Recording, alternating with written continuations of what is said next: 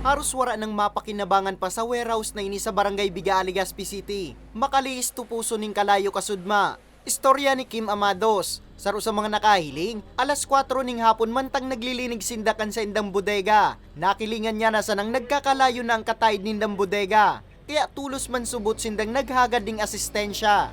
Duwa ng gigibon ming bodega, digi kay flash. Ang nangyari, kasubago, may nag-aso na kaya dyan. Paguna may nag-burnout kaya ki tulong bisis. Paguna kabilog talaga nag-burnout.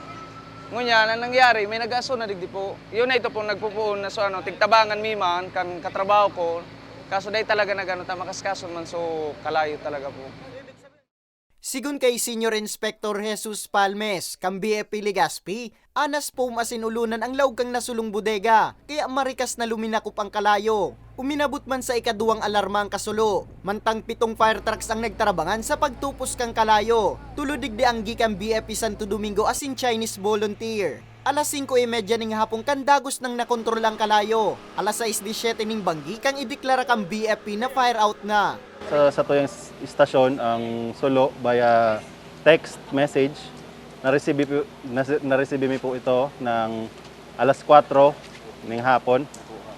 And so sa tuya pong truck na actually nasa luwas dahil sa tig-deploy ta po sinda sa mga matataong lugar like sa terminal, kung mailing nindo po nasa terminal ang truck ta and mga nasa malls po. Yung pinakamalapit po is tumakbo agad papunta dito.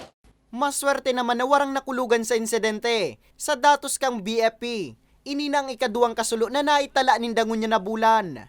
Ang Bureau of Fire po ay sa Giraray ay nagpapagirom doon po sa Gabos na sa tuya pong ingatan ang sa tuyang mga ari-arian buda ang ating mga buhay. Ang mga arog po kay ni na insidente ay daita po tig-aasahan. Bigla-bigla na lang po. Kaya hanggat maaari, iwasan ta po. Gibuhon ta ang gabos na paagi para mag-iwas sa sulo. Sa presente, padagos pang pinagigibong investigasyon kang otoridad sa kung anong naging kausa asin total na danyos kang insidente. Para sa mga baretang tatak Bicol, Nomer Corporal.